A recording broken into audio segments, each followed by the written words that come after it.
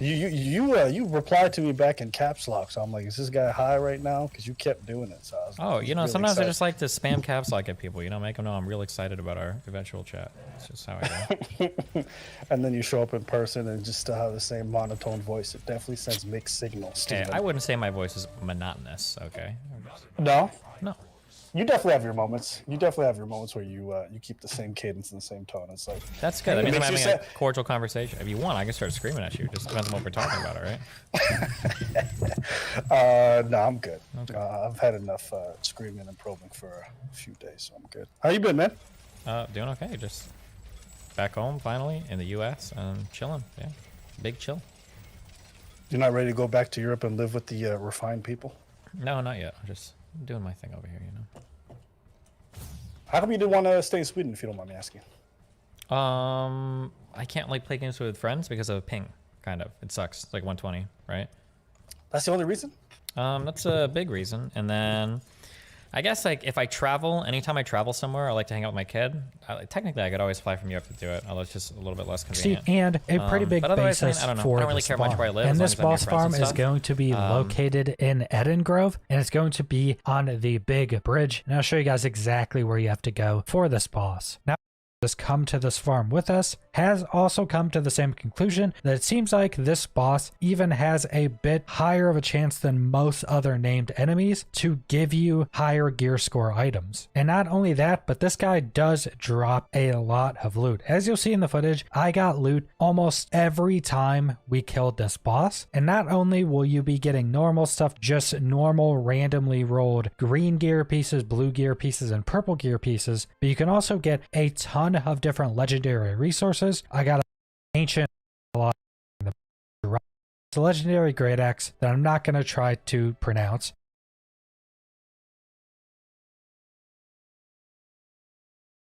Holy shit. And this is actually a really unique weapon because it is a legitimate shovel. Like the cosmetic on this item is just a big shovel, which is kind of hilarious. Then you have the earring of the hollowed soul, which is a legendary healer earring, which is pretty decent. Then you have another legendary earring that is for tank. Oh my god. So that is also a pretty good earring. And then you have the Yeti Fur Recurve bow, which is also a pretty important bow because it has a luck roll on it. And there are only a few weapons in the game that have luck rolls on them. So getting this is actually pretty good. And even if you're not someone that uses a bow, you can put it on your secondary weapon slot and get that luck increase. So that is pretty much the entirety of this farm. Like I said, I'd recommend either getting a full setup group with a tank, healer, and 3 DPS, or getting somebody spamming heavy attacks. You can. What is that? Bro, what is that? Oh. In this New World video, I'm going to be talking about how to farm good weapons and jewelry in the early game. This is from levels between roughly another person or maybe a third. Boy, I can see items to Looking come for farming on. in that area or looking to farm around that level, that's a great place to farm. The next area I would highly recommend farm. So this boss drops a lot of different stuff. And again, if you can get 1 or 2 people to farm with you or just random people. He drops a legendary earring that's level 44. That's really good for it.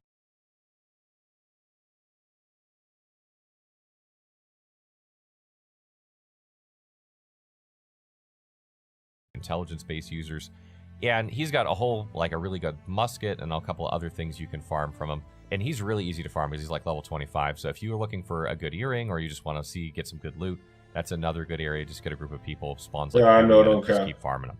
There are a couple of other really good areas as well. Weaver's Fen has an area called Hazel's Cave that has an elite in it called Hazel. She drops like 4 or 5 really good items, a couple of jewelry items that are purple.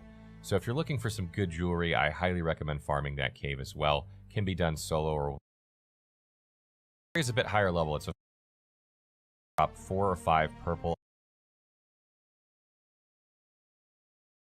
A lot of really good areas to farm in this game. I did not mention that ones that have longer respawn times or the 5 people to do, because I'm anticipating if you have 5 people, you could probably do dungeon content, and that generally has better loot than landscape loot. But if you're like a solo player or someone who just likes to play with a friend, these are good places. Gear here that'll make you more. Everyone levels at the same pace. A lot of these items you can get, you know, like me, I'm only level 44. Oh my god, useless. That was a useless fucking video. Because I play games all day, so it's not like the outside area like means that much to me. So Yeah, you should have just stuck with the kid reason. That makes you look like a really good person, Steve. oh yeah, okay, let me just do that one then. Do you prefer being referred to as Steven, or is there a different name? Yeah. Yeah, Steven is good as opposed to what, Destiny? I'm good with Steven. Beta. Yeah. To be honest with you, yeah, I think most of the people that I've met so far online, I think I've only met 2 people who I actually talked to offline, and they use their real name, generally speaking, or like an abbreviation. But yeah, you're traditionally referred to as Destiny by everybody you interact with. I find it kind of strange to use that kind of username talking to people. Yeah, I mean it's my online handle for everything, so like I understand. Yeah. I actually liked my time in Europe. It made me serious. You know, the interesting things that I enjoy about Europe is maybe I think the slower pace of life. I think the pace, even within a lot of the larger cities, Because I'm seemed putting far slower 100%. than what I had here in North America. So there are some aspects of European lifestyle and culture that I do appreciate. That I do think, in terms of quality of life, are in some ways superior to what I have here in North America. Yeah, Americans definitely go hard in every aspect of their life, constantly, and in every single thing we do. It's like, yeah, it's a very big thing. Yeah, there is no chill anywhere. But I mean, that's yeah. Do you prefer that that lifestyle here in North America? I have to delete my VOD because I'll never make these concessions to my disgusting Swedish fiance. But I think that a lot of the lifestyle stuff in Europe, I think is just objectively better than a lot of the lifestyle stuff in America. I think that you get a lot. I think that America is the best place to be if you can exercise some level of self-control, and most people can't, because you can find experiences in America that are a lot harder to find in other places. Like, you know, in terms of like, there is no New York City in Europe. Like, I'm sorry, but London and Paris, this isn't it. You know, and then places like LA and Miami and Seattle's so beautiful, and there's like a lot of really cool high places. But like, if you get swept up in being American, it can just like, it's a lot of destructive shit in your life. It's hardcore consumerist, hardcore obsession with material wealth, hardcore obsession with status. Probably hits harder in the U.S., I think, than most places in Europe. Yeah.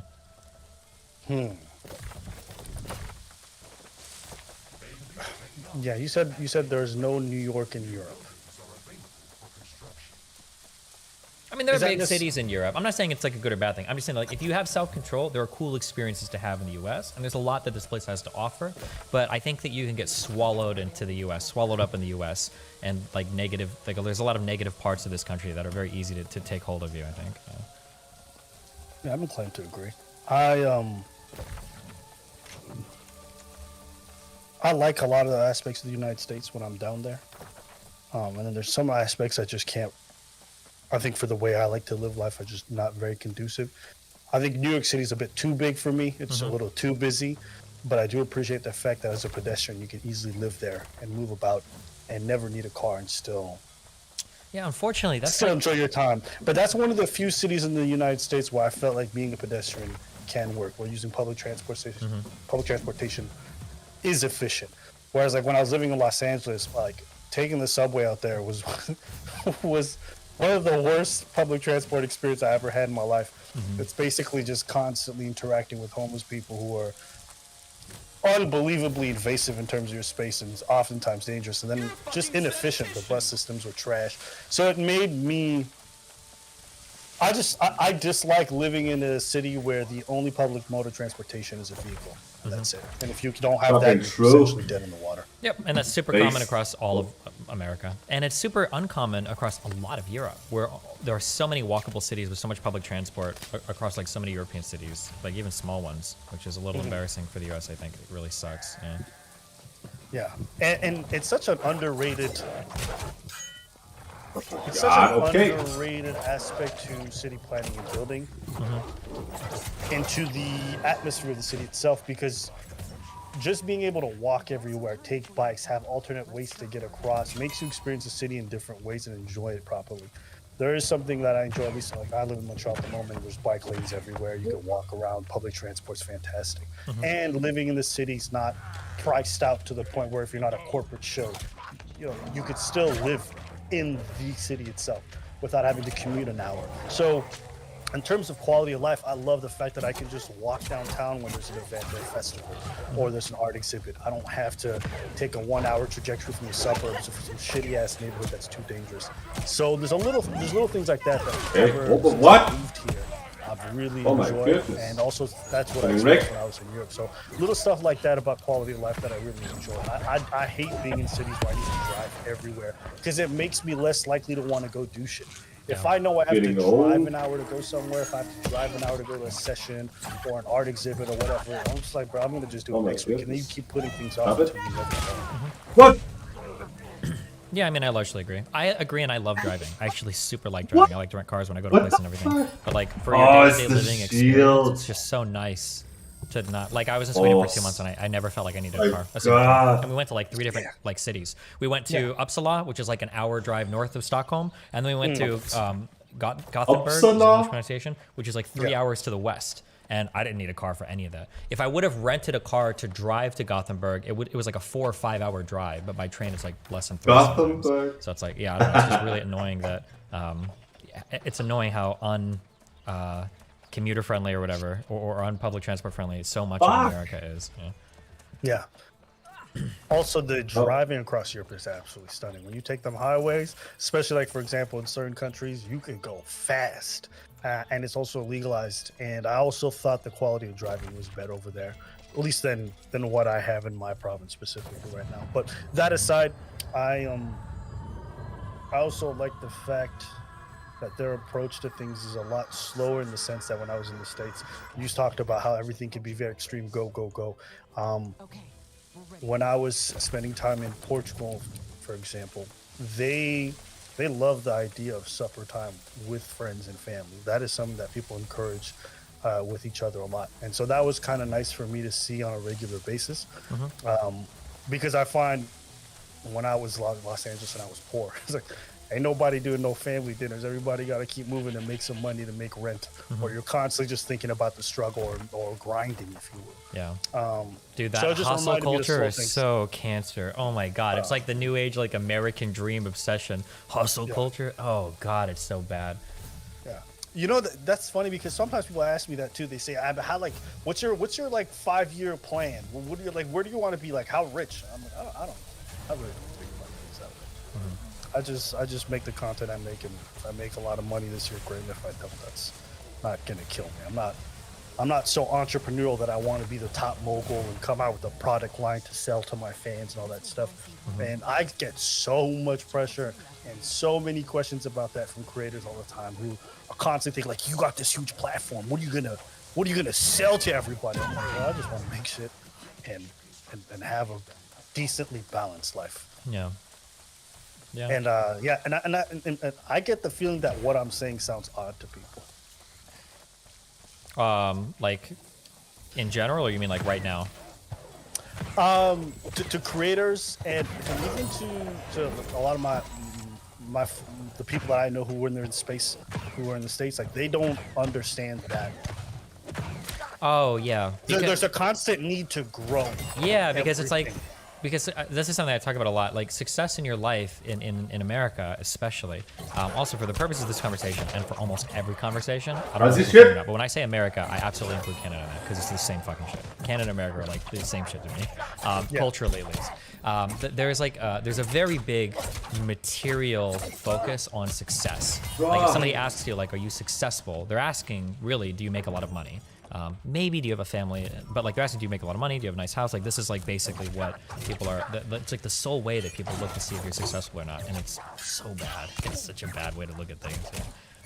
Yeah, and I think also when you get caught up in those markers, I think the more profound things that bring you joy or balance aren't regarded as success, even though in your life they bring you a tremendous amount of pleasure and happiness. Like me making time to see my family, my mom now means far more than it ever did before, because I understand that working 3 weeks without taking breaks and just staying in doesn't and reaching new heights doesn't bring the same joy that I get when I'm like seeing people I actually love being around and just enjoying like little shit, you know what I'm saying? So once I understood that part of it, I understood that I'm not the Gary Vaynerchuk, whatever the fuck's his name. You know the Gary Vaynerchuks who are like constant growth. And where's the growth? How are you gonna expand and get bigger? I'm like, I'm not that dude. And I think it sounds weird to folks that I don't want to be that guy. That I don't want to take it to the next level and the next level. I'm like, bro, if I could just maintain this or even get half of this and be able to see friends and family and do a bit of community events and still be able to fund the things that are important, I'm straight. And I think that's the times where I feel out of whack with major cities in the States. However, I will say, when I spent time in New Orleans, for example, or other parts of the South, I think they had a good balance and they enjoyed a slower life pace than what I saw in Los Angeles or New York. The South is definitely different. Obviously, for you, be careful. The South is like one of the last few places in the U.S. where you can find some good old-fashioned, like some real racism that's like not like the shit you see in the rest of the country. Damn, dude, some of the conversations, interactions I've had there, I'm like, oh my god, I feel like I'm reading like Huckleberry Finn or some shit. Holy fuck. But aside from that, like especially being in New Orleans, because my ex-wife, I should say, lives down there. Sometimes I visit and we hang out or whatever. That city's actually pretty walkable and pretty interesting. Yes. Like there's like bands playing in the street. There's like a lot of activity going on. There's like parties. There's shit. The nightlife is pretty crazy. Like New Orleans is definitely pretty interesting compared to, or it's a lot different than like the club life that you'll see at the night in like L.A. or Miami or whatever. Yeah. I mean, it's the jazz capital of the world, so it's definitely got a different vibe. Just the mere fact that you can walk into any club and there's a different band at every single one of them, and it's free entry. And there's bands playing on the middle of the street as well. And also, architecturally speaking, it's completely different. It's the first time I ever stepped foot in a shotgun house, which is absolutely shit. There's nothing worse than having roommates and they have to constantly walk through your room to get to their room. Shotgun houses are garbage. It's the first time I saw mausoleums become a necessity, because if they buried their dead underground, it would flood and shit. So it's a completely different atmosphere.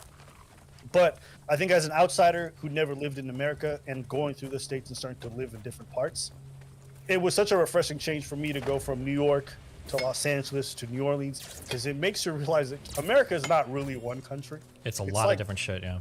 It's a lot of different countries, just all under one banner. But like in terms of politics, attitudes, way of lives, it's vastly different in each of those places. There's no overlap between the folks that I'm going to meet in New Orleans and the folks that I'm going to meet in Los Angeles, other than the fact that they call themselves American. Yeah, except I think like when Mardi Gras is going on, you get a bunch of people from like out of town coming in to party and shit. But otherwise, yeah, it's a pretty unique place. The only place, for full disclosure, I've only been in New Orleans to, I believe it's called the French Quarter. That's like the only section of that city that I've spent much time in. So maybe some guys mad at me because it's definitely not as walkable as like other cities in Europe or whatever. So I don't know, I'm just clarifying that. But Oh no. Yeah, no. It gets dark once you leave. the French Quarter. Sure, There are I've certain parts heard of town. that. Yeah, I mean, it's still an American city, right? So there's going to be some commonality. I took the buses. I took the buses to some places, and I walked out the bus, and I was like, "Oh, okay, the atmosphere is completely different." But yeah, I mean, if you could take New Orleans without the crime, then yeah, I definitely put it up there with interesting cities in Europe. But Los Angeles was interesting. You know, whenever people shit on Los Angeles, I always find it funny. Because my experience down there is that the transplants are the ones who suck. The locals are fine.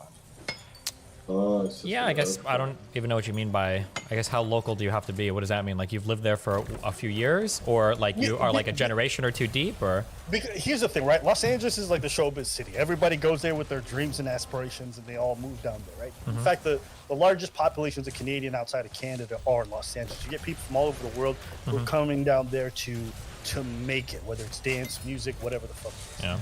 And you normally have a few different layers to the city, but you have one where it's the transplants, where they are not from there, but they are trying to make it. So they're taking part-time jobs, they're auditioning all the time, they tend to congregate around the same areas. And then your other layers of people who are born there, have been there a generation or two, or some data! What the fuck? Concentrate there. Sure. And generally, people Actual fuck. who are part of one circle don't overlap with the other. Sure. Right, so even for the gamers who moved out to Los Angeles, they tend to hang around other gamers. The streamers all hang out with each other. They don't traditionally mingle or have friends. Oh my god. So when people are like, oh my god, Seriously, fuck. people in Los Angeles are so fake. It's like, no, there's the people who are not from there. And so here you have all these people who are in the showbiz on top of that, which is rather a little bit cutthroat. So I find entertainment business with auditions, Oh my god. it definitely encourages a certain atmosphere, if you will. I think the rap that Los Angeles gets from the Just people not to from snap there is on, huh? traditionally bad, even though it's undeserved. Sure. Yeah, it's possible, but I mean, like, it super varies from one area to the next, of course. Like LA, even I don't know. I've lived here for 3 years, and even I couldn't tell you like where all the different cities are, begins and ends. Like I can tell you like where kind of like Venice Beach is, Santa Monica is, LA, but there's like 50 million different random like smaller cities and everything too, so it's hard to know. I will also say LA is very strange in that it's one of the only places where like you're driving, and I feel like in the matter of like 5 minutes, you're outside like Gucci stores. And then 5 minutes later, it's like gun store, liquor store, gun store, like barred up windows and everything. And it's like super, not gun stores, but like everything is like super, like all the gas stations have like the big plated glass outside, and you can't go inside. And it like changes the nature of the city, or the character will change like so fucking fast as you're driving through. And it's like, what the fuck? Where did I go? Yeah, I don't know. It's a very hardcore place. Oh, the most fascinating aspect is just seeing like Lamborghinis like fly by like a homeless tent. Yeah. And you just see dozens of them. And it's just kind of, that is the best way to describe Los Angeles in a lot of ways. Is there's so much opulence, there's so much money present, and it's shaded by so much suffering, and they contrast super well. Yeah. They contrast super strongly. When I lived in North Hollywood, right, you had good areas, and then if you just drove past a few blocks, all of a sudden you see the atmosphere change like this, and all of a sudden you start seeing chickens on lawns, and you just start seeing the cucaracha trucks everywhere, and now you're seeing Lamborghinis again, and then you're seeing homeless people in underpasses. There's a lot of, I don't know who did the city planning, but they did not try to separate the poor and the rich people too efficiently. It overlaps very fast. Yeah. My 2 How the years there fuck was do I get interesting up at there? first. I grew to hate it, and I understood all the negative feedback that people have about Los Angeles. I think once I got involved with like local organizations, and then the people who actually live there, it changed my perspective to understand like, okay, these people do not move at the same pace that the folks who are, because there's an air to people who have dreams and who aren't making it. Do you know what I'm saying? There's like a bit of, you get what I'm saying? There's like there's a desperation in all their actions that are, that's the it's word. like it's like you can feel, especially, fuck, this is gonna sound so mean, I don't mean to say this, but like especially when you start to get to the people that are in their like mid to late 20s, and they haven't gotten to where they want to be yet, and you can just see that like every day is like draining the life out of them like a little bit more, and it's just yeah. it's hard to go to a place like this. I imagine it's hard to come to a place like this and then leave without having accomplished what you wanted to. Probably because it feels like a whole referendum on your life. And you're like a massive failure. Fucking way. Yeah. Yeah. The people, everything is like a networking opportunity. It's just like, how can I take the next step in my career? Oh, what have you auditioned for? Who are you represented by? Who's your agent? I'm like, bitch, this is a house party. Why are we talking about this shit, right? But that's the atmosphere everywhere you go when you're in those circles. And it starts to warp your brain because it feels like if you have nothing to offer people, people look at you. But I got You're like, is this what human interactions are like in this city? Of course you're going to hate it because it's not really based on anything. You're not trying to connect with the person. You're trying to figure out what can I extract from this person in terms of advancing my career goals. Or the conversations always relate to, well, you know, I auditioned for the part in Transformers 5. I'm like, I don't care. Like, But I mean, that's like that's the whole streaming world and everything as well, though. I don't know if the YouTube world is the same, but yeah. Which is why I probably wouldn't go to a YouTube con, if I don't know if that even exists, to just talk with YouTubers all day about like, well, you know, last year I gained 500,000 subscribers. That's not a conversation that sounds interesting at all, right? So I don't know. Maybe it was just because I came from a much smaller place, so moving there, I was like, okay, this is not my vibe at all. But yeah, I guess just basically seeing the other side, it made me see and appreciate Los Angeles a little bit. But why are you there if you're not really vibing with the folks in that sense? What makes you want to live in Los Angeles? It just comes down to where I have friends at. So when I first moved here, there were quite a few friends I had. But now I realize it's really hard to hang out with people because people are just busy, and it's because streamers are just hard to like get out of the house sometimes unless you actually literally live like with them or right next door to them. It's very hard to get anybody to go out. So now it's just like I'm kind of over it. I'm like, okay, it's been okay. Of like, I don't have as many like super close real life friends here anymore, and I've got friends in other places, and it's really, really, really expensive, and I don't like need to be here. So it's like, you know, kind of. And my fiance doesn't like it much either, because of the types of people here either. So it's like, yeah, okay. See, your fiance gets it too. Yeah, well, yeah, I mean, like, LA is about the most opposite you can get from any European place fucking ever, so I don't think it gets much more, like, diametrically opposed than this place. And, like, the quality and types of people are, like, yikes, yeah, holy shit. There's, like, so much, like, fake, like, networking, like, clout chasing, like, that's everybody's life is about it. Every hangout is about it. Every single thing that people do in, like, the streaming world is, like, a networking opportunity and shit, and it's just so depressing. So cringe. Yeah. So cringe. Yeah. I have a few friends who are part of the streaming world, and you know, me, I'm fine. Like most of us keep it offline, we just chit chat in private. I don't want anything from that. But I can see that their guards are a little bit up, especially initially, because they're like, "What is this about?" I'm like, "We just chatting. It's cool." But do you find it? Are most of your friends streamers? Yeah, it's really hard to have non-streamer friends because a lot of people don't really understand like my life or this world. So it's kind of weird to have. It's hard to explain if somebody doesn't understand already. So yeah, I'd say most. Why is that important? Why is it important for them to get the streaming world or that life? Why does that matter? Well, because like in terms of like me, because I spend a lot of my time on stream, so like it's pretty rare that I'm ever gonna bring like a non-stream person onto stream, and then. Yeah, mainly that. Like, there's just not gonna be much for us to do, I guess, and so much of my life personally revolves around streaming. To be clear, I'm really happy with like I don't have very many friends, but I don't need very many friends. Like, I'm pretty chill. I'm not like a super lonely guy that can't find any friends. It's just not something that I actively look for a lot.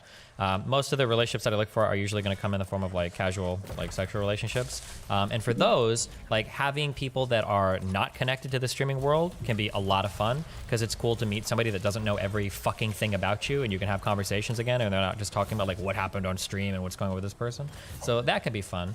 But then it's also kind of hard to explain where it's like, hold on, I'll be right back. Like, there's like a huge thread that just went up about me being a pedophile. Don't worry, I didn't actually touch any kids. It's just you wouldn't understand. Like, it's kind of weird to like explain like the crazy shit of this world to a non. Like, I couldn't imagine dating a non-streamer because it's like it's just this world is crazy. Everything about it is insane, you know.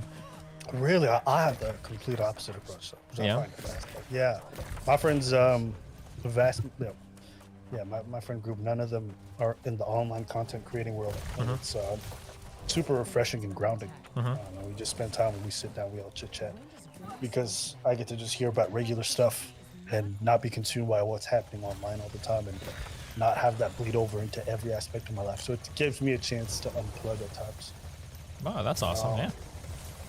And yeah, you don't always want to be confronted with like, you know, you end your stream, but then you don't end your stream because there's talk about what happened on your stream. So it's always this loop that never ends. And sometimes you do need to be able to get away from that. So Sure. yeah, I mean, I guess being understood is something I get in regards to wanting to date somebody who streams because they can viscerally understand the kind of harassment and stuff that you get. But don't you feel like it's ever stifling to always be like perpetually in this tethered? world? Yeah, to always be tethered to what's happening on LSF and all this other stuff. Or maybe you want to take a break for today and you go see your friend, and because they're a streamer, like, yeah, man, LSF, they also wrote a thread about me. It's like, damn, okay, this thing, is it LSF? I don't know. Yeah, I see LSF is the BBG big and one. LSF. Yeah. I don't know what it means, but I think it's like where people post, right? Yeah, so like I can definitely empathize with people that don't like that. I'm like an always on person, but I super enjoy it. Like I live and breathe like this whole like stream stuff and everything related to it. So it's like, it's super fun for me to be plugged in all the time. But I think a really important part of that is none of it has like a huge emotional impact on me. Like I don't read threads on LSF and genuinely get like stressed out or upset. Most of it is just like funny shit posting for me. Like it's just stuff that's like kind of funny to laugh at or like really funny to like share with somebody else. If it started to get to the point to where like engaging with it was bothering me, then I think I would need like a way to disconnect or unplug because it would be unhealthy, I think, mentally to keep engaging with it. You say it doesn't bother you, but doesn't it affect your relationships? What do you mean by that? Or like be more specific? I'm just, I'm not, I don't know your whole history, but I imagine constantly folks writing huge threads about your character or you're this or you're that or misrepresenting things, or maybe some of it's true. I don't know. Wouldn't the fact that the people you know are always being colored by these things? Oh yeah, I mean it's definitely a I big part of imagine it. it's got to take a toll on you. Maybe not necessarily like draining you, like, oh, I can't wake up out of bed today. But if it fucks with the people around you, then that also must affect you. Yeah, so this is one of the reasons why it's important that like anybody that I date is like pretty plugged into the world so that they have an understanding of like how it goes. So like Melina is really good when it comes to like public hate and like LSF threads and shit. She's not like quite at the level that I'm at, but in terms of anybody that I've met, probably more so capable of dealing with like the crazy online shit without it like super affecting her. But yeah, if it was something, it's like there was like a relationship that I almost kind of sort of tried before, and like one of the huge reasons why all of that failed was because that person couldn't deal with the level of like public insane shit that goes on related to my life, and that was a person that already was a streamer too. So yeah, I mean, there's definitely that aspect of it being but wait, what? So, okay, why couldn't they deal with it? Is it because you're always talking about it, or is it because they're constantly reading about it? Why? It's because people will reach out because like I'm like a pretty. It's very hard to affect me online unless you can get like an account banned or something. Like you're never gonna like hurt my feelings. I just don't care enough.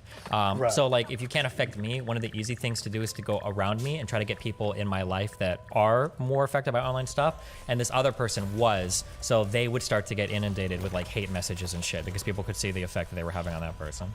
Yeah, that makes sense. That's why my personal life, my family, all that stuff, I keep so private. I don't let anybody know who's in my life, just to be able to protect them from that.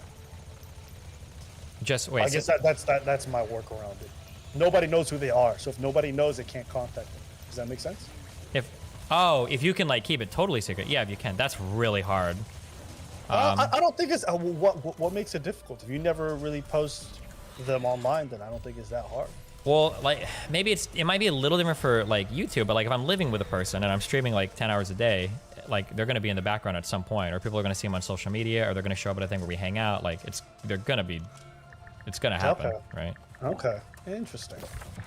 Yeah, people have definitely tried to look up like Preach's wife or like my girlfriends in the past or my brother, and thankfully they've never been able to find anything. But just the fact that people want to find it to like look them up weirds the shit out. That creeps me out. So I'm very protective of that aspect and try to keep it away. But maybe Twitch is more involved to a point that it's impossible to hide this. Yeah, I mean, I think it's like the nature of like being online and streaming constantly, I think makes it hard. I don't know, but maybe it'd be possible. I don't know. I don't know any streamer that's ever done it, like managed to hide like a relationship that streamed like a ton of hours. It seems almost impossible to do. But maybe for some people they can. So what is it? Just because like they walk in the background and it was like, oh, Yeah, I know they'll be who that walking is? in the background, or like mutuals will know each other. Like if you are dating somebody, then other streamers are gonna know who they are because you all hang out together sometimes. Or like Yeah, you got to pick your friends.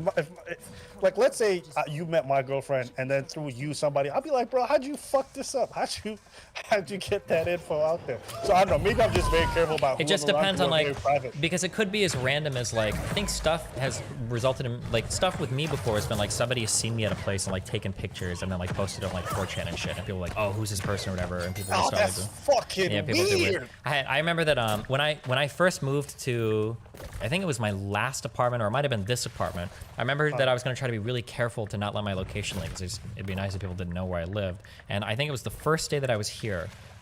Melina was streaming inside the apartment, and somebody emailed me, and they said that because she had out the window could see another building, and because we just moved.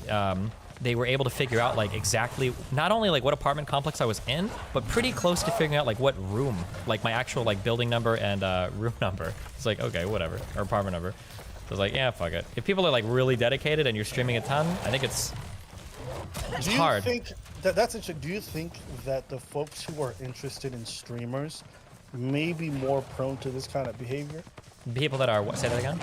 That are more interested in Twitch and streaming are more prone to this kind of behavior? Is there like a larger overlap between like, listen, I don't know who does this kind of detective work or who wants to be degenerate to this point, but maybe it's because I do stuff on YouTube, so no one's taken that much of an interest to like want to look me up and find my geolocation. I just couldn't imagine the mindset of people who desperately want to do that. So I'm asking, since you seem to think it's so common, is this more of a Twitch involved thing because of the audience? Yeah, I would say it's a Twitch involved thing because of the medium, right? Like Okay. when it comes to streaming, you have like a way bigger like connection because you're like interacting with a person live and everything. So you're like that type of feedback that you're getting is probably going to make you more prone to behaviors that are like more parasocial, I guess people say now. Yeah, that's fucking weird. Do you ever think the cost is ever too much, or do you think the benefits that you get from being able to stream or doing stream?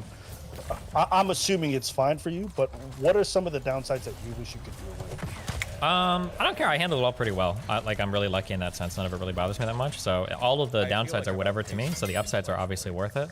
If I wanted to be more private, then I mean, obviously I would have to reconsider that. But yeah, I don't really care much. People are weird. Why do you think you're capable of handling it so well compared to other people? I don't know. It's a really weird. I'm just like I tend to be like a bit more like disconnected. I think emotionally than a lot of people, and it's just the kind of person I am. But like in terms of why, I don't know. It's something in my childhood or history or genetics or whatever. It just is what it is. Is that a result of you being on Twitch, or is that you always like that? No, I've always been like that. So I just kind of lucked into this job like super hardcore. Oh, interesting.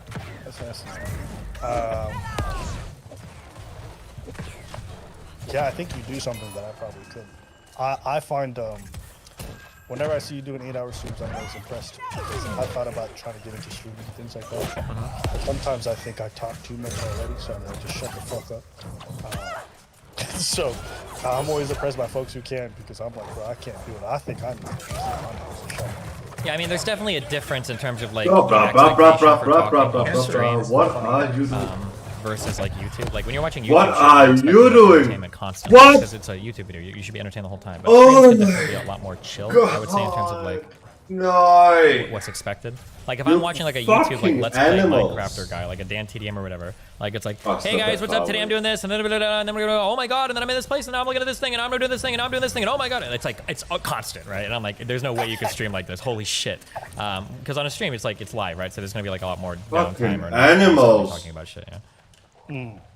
Do you I heard that I don't know how true this is. I heard that the folks who traditionally watch Twitch tend to be slightly more successful than the average YouTube viewer, or I don't know if this is even true. I might have misheard it, but someone was telling me like, yeah, there's like a lot of Silicon Valley types and things like that who watch this stuff, or people in tech. How true do you think that is? Because I just assumed most of the folks who watch Twitch financially weren't like the most rich folks. It wouldn't surprise me if on average people who watch Twitch were more financially successful, because my guess is going to be that these communities probably select a little bit more for like hardcore like gamer types, and of that population, you're probably more likely to run into like computer programmers or software engineers or whatever, as opposed to like anybody can watch YouTube. So it wouldn't surprise me if the concentration of people made that true. I think. So when people are watching you, What? right? Ah, how you are they slow doing it? Are they just like motherfucker. playing you on their phone while they're driving home from work? Is it like a podcast type of setup, or are these motherfuckers like really sitting at their table, like watching you game and listening to you attentively, or is it more background noise? I think it's usually more background stuff. Okay. And then it probably depends a lot on like what the content is. So like if I have like a big like scheduled debate coming up or some shit, people are probably going to be watching pretty actively because it's going to be like a big deal. But if it's just like stuff I'm doing now, like chatting with people, like playing games in the background or whatever, then I'm probably just on the background while they're playing another game or like doing homework or work or some shit. Okay, I'm glad to hear that. I was worried. I was worried these motherfuckers like watching you 8 hours attentively at the screen. And then I was gonna tell you, like, bro, you should feel bad for wasting these people's lives. But hey, they just watch you in the background while they're doing other shit, then that's good. Because I just thought of like people like spending 8 hours a day just watching attentively. I'm like, bro, y'all need to get out there and do some shit. Because that can't be good. Yeah, if just watching the background, that's like a podcast, and it's cool. Sure. Yeah, I'm learning about the streaming world. Do you ever feel like you need to shut the fuck up sometimes? What do you mean by that? Well, you do a lot of talking, right? And you do a lot of like research and learning about stuff and then talking about it on the screen. But do you ever feel like there's times in your lives where you need to spend more time maybe learning about shit or reading up on stuff? I think I have a really good balance to that right now. If you would have asked me like 3 or 4 years ago, well, I would have said no then, but I probably needed to chill a little bit more. But I think I'm a pretty chill person now when it comes to like, we do a lot of boring research and reading and shit on this stream. And then when it comes to like kind of like the debates and stuff I'm involved in now, I'm a lot more chill and receptive to the other person or trying to meet the other person in the middle than I used to be, for sure. Yeah. Back in the day, you used to be yelling at people. It was good. It was good for content. Some of the rages were great. Yeah. I remember I caught a few of them, and I was like, "Oh, this is good. I can watch this again." Yeah, I mean, I it was remember fun. watching your stream with. Actually, no, you were pretty tempered at this one. I remember watching your stream with. That's how I actually first found it. It was a stream with you and Jenna. And Oh God, I remember that. that was so good. That was so good. Dude, I I remember was so watching triggered I to was that. Oh my God. Yeah, but you did a good job in that stream because I remember you told I don't know who the guy who runs that thing. Is that thing still around? No, that guy sold out. He just does Minecraft stuff now. Okay. But I know what you're talking about. But I remember you told him like, man, I don't want to make anyone cry, so I'm gonna just shut up. But I think you did a good job of saying what was necessary during that one. I think that's the first time I discovered. That's good. And then everyone's like, yo, stop watching this dude. He's the worst person in the world. And I was like, I mean, I can see why he's unlikable, but I don't find him. I don't find him bad. I do a really good job at being unlikable to a wide group of people, I think. I've accomplished that. Probably more so than most people, I think. Yeah. I think it's because I'm like this as well. I can be undiplomatic sometimes. Yeah. Or what's the word? Yeah, I think there's a lacking in diplomacy. I can compromise, but I think diplomacy in terms of tone or values is something I struggle with. So I'll say what I'm really thinking of, what's on my mind, in a way that's not palatable or not enjoyable for people. And I think people there's a study that I remember Det så hearing I fucking where hjerte. Det skete bare ikke det der. Det skete doctors bare who reviewed fucking ikke. normally got bad Hvordan reviews, not sker based det? off the quality of the Hver work that they did, but how they fucking gang jeg trykker på den. And I think I Modbydelige. just That wouldn't Fucking surprise me. ærkler. yeah. So if you actually look at it, it's a great study, but it showed that what people need in Det var da terms of helt having fucking a sindssygt. good feedback loop from the people that they were getting as clients or patients wasn't necessarily what they said, but how they said it. So did they listen to the patient's nonsensical drivel, Sure. even though it made no sense? Did they spend time listening and make the person feel heard and understood, or did they do that was way more important than telling the person, listen, this is what's wrong with you, and we are 100% sure. Like, me learning that made me realize, oh, okay, people are much more preoccupied with how they consume you rather than what you're projecting. Yeah, of course. Yeah, the rhetoric with the tone is going to be more important than the actual message. For mother Yeah, and I think that's also why certain words trigger. Hvor er det vildt! Hvad er det You say the word utroligt? toxic masculinity, people freak out. They're like, man, fuck this conversation. You're a simp. Oh my god, hvor er jeg Rather than træt af listening det to the her. content Holy and what fucking I'm saying. In that same shit. token, I think the way that you deliver a lot of stuff is super abrasive, and so well, at least was. Yeah, I try to be. I'm way more lax. Like, there's a whole bunch of terms that I try to avoid using now. So like, I'll never say toxic masculinity in a debate. That's just, the brain is already shut down. Systemic racism, I don't use that phrase anymore because the brain shuts down. I think the sad thing to me about a lot of these terms is that, like, I think a lot of them we should just stop using, because I think most people, honest to God, actually agree with a lot of the underlying shit. Like, it's really funny because, like, even, do you know who Lauren Southern is? Yeah, man, you be doing a lot of debates with her. I get tired of seeing her name. So like, this is somebody, so we did one debate and she actually fully agrees with what my understanding of what systemic racism is, but when I use the term, like, the brain just shuts down. Or like, do you know who Sargon of Akkad is? Pretty right-leaning person. Yeah. Didn't he get banned? Why still He probably his name? has. I thought he got banned. Yeah, they all get banned and come back. This is a person who, like, we've had conversations in the past, and he'll like describe aspects of like toxic masculinity, and he totally agrees with it. But like, as soon as you wheel out that phrase, like, the brain shuts down. So like, so I don't know. I think some of these expressions have just like gotten past us, so I try not to use them anymore. You know what? My suspicion. I don't know how true this is, so I'm just spitballing here. But I think when you say certain terms, it links that term to past experiences that people have had, like negative feedback loops. So in the sense, if you say the word feminism, everyone immediately thinks of that red-headed, big-glassed, red hair having, short, feminist, annoying girls. Like, shut the fuck up! Shut the fuck up! No. You don't really get better. And so they can't override that initial disgust that they have for that imagery. So it colors the way that they enter the conversation. Does that make sense? Yeah, for sure. Yeah, you have associations with certain terms, and you're done as soon as you hear somebody say it. You can't override it. So I think that's the issue. So I also learned to avoid certain terms and certain words. So I try to be super charitable, even about like words that I hate, and try to hold off. I used to be one of those guys who like, man, fucking feminism. And over time I was just like, like in principle it's fine. Nowadays I have no problem saying, like, yeah, in principle I'm fine. And dudes would get mad at me for saying that. They're like, fuck, man, you sold out. I'm like, oh, read the definition. It's fine. But because people have those associations with those words, they can't let go of that shit.